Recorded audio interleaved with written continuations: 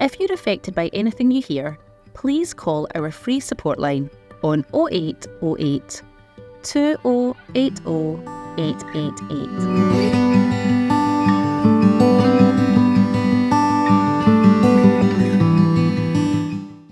I remember when I went and picked Mark up, like you say, things changed so quickly. And when I went to pick him up from hospital, and the nurse brought him down to the entrance exit, and kind of just in a wheelchair with his 2 bagfuls of medication. And I drove to that hospital, and I was absolutely buzzing, because I was like, I'm going to get him home.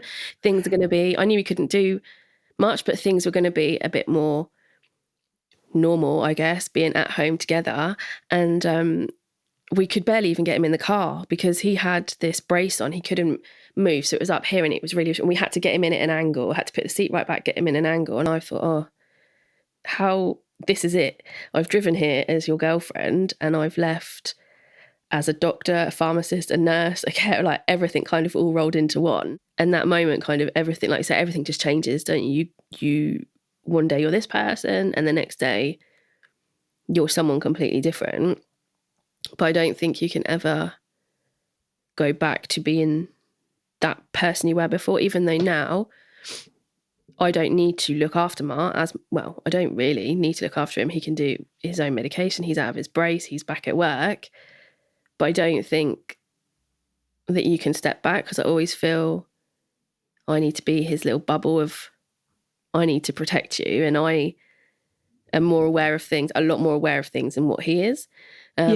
He's quite carefree with it. Because I felt like he was completely out of it, I felt that I was his only advocate. Yeah. I mean, I'm not proud of it, but I think I literally fought with absolutely every medical professional, because I literally, whenever I could, whenever he slept, when I should have been sleeping, I researched for answers, because I needed to know that everything was going to be okay. So my way of knowing that things might be okay was researching answers, researching things that worked, because every time he got treatment, which was supposed to make him better, it was making him worse. And by the 5th treatment, he was admitted and we're told literally that would be lucky if he made it through the weekend. And that was because although the chemo was working to get rid of the cancer, it had that much of an effect on the rest of his body. It was shutting down. Yeah. And then he needed emergency operation, which they couldn't do because he was neutropenic and he wouldn't have survived the operation.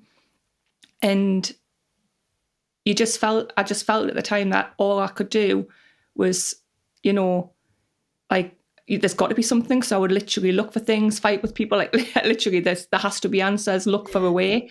And I felt that I was constantly fighting for his life as such. Yeah. So then when it came, obviously, he's doing well now, and he made it through the weekend, and he spent many weeks in hospital, and we got him home. It was, how do you step back from that? I've literally been shouting from the rooftop, doing everything for you, seeing to the children, had our own little bubble, nobody could come near.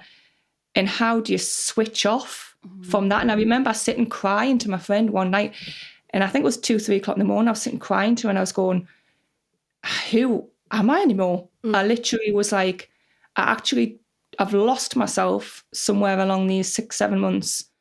And I actually don't know who I was, who I am, and where I go next. And I think that was a massive eye opener at that point.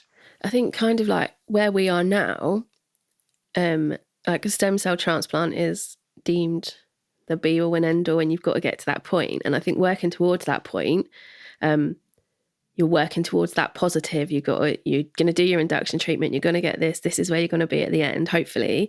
But now we're there and we've done that. I almost feel I've been myself kind of been worse after it than before, because I think we had so many appointments and everything leading up to it. You just do day to day, don't you? When you go and you don't really think about anything else, you just wing it and you get there. And now, because that's been done, it's like, right, so now what then? What do we do? And with the myeloma, we know it will come back. It's just a case of when. Whereas I think before, when I was waiting for monthly appointments, I was like, right, what are the numbers this time? They're going down. This is amazing.